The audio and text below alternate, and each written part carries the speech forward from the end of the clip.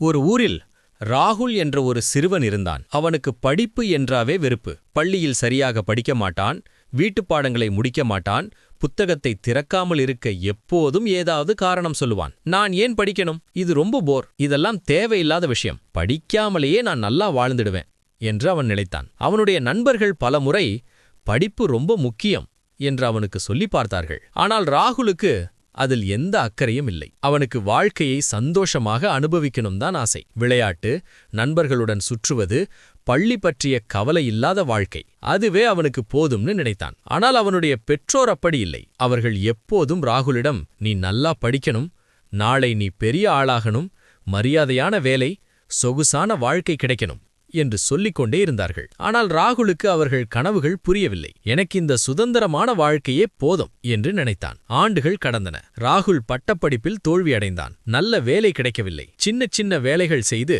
வாழ்க்கையை ஓட்ட வேண்டிய நிலை வந்தது. அதே நேரத்தில் படிப்பை முக்கியமாக எடுத்துக்கொண்ட அவனுடைய நண்பர்கள் இப்போது நல்ல வேலைகளில் இருந்தார்கள். நல்ல சம்பளம், சொகுசான வாழ்க்கை, உலகத்தை சுற்றி பார்க்கும் வாய்ப்பு, அவர்கள் வாழ்க்கை முன்னேறிக் கொண்டிருந்தது. ஆனால் ராகுல் மட்டும் இன்றைய தேவைக்காக நாளை போராடும் ஒரு வாழ்க்கையில் சிக்கிக் கொண்டான். அவன் அடிக்கடி யோசிப்பான், நான் இழந்த வாய்ப்புகள் எத்தனை? ஆடம்பர வாழ்க்கை, நல்ல வேலை, மரியாதை, இவையெல்லாம் ஒரு நல்ல கல்வியால் கிடைத்திருக்கும். ஒரு நாள் அவன் தன் சின்ன அறையில் தனியாக அமர்ந்திருந்தபோது, அப்போ நான் படிப்ப சீரியஸா எடுத்திருந்தா என் வாழ்க்கை இவ்வளவு வேற மாதிரி இருந்திருக்கும் என்று மனசு முழுக்க வருத்தம் நிரம்பியது. உயர்ந்த சம்பள வேலை, அழகான வீடு, எனக்கு பிடிச்சதை செய்யும் சுதந்திரம், இவையெல்லாம் கிடைத்திருக்கும். ஆனால் அந்த காலம் வீணாகி போய்விட்டது. திரும்பி போக முடியாத நிலை வந்துவிட்டது. இந்த கதையின் பாடம் இதுதான். கல்வி என்பது புத்தகமும் தேர்வும் மட்டுமல்ல, அது ஒரு நல்ல எதிர்காலத்துக்கான சாவி. இன்றைக்கு நாம் படிப்பில் போடும் ஒவ்வொரு முயற்சியும்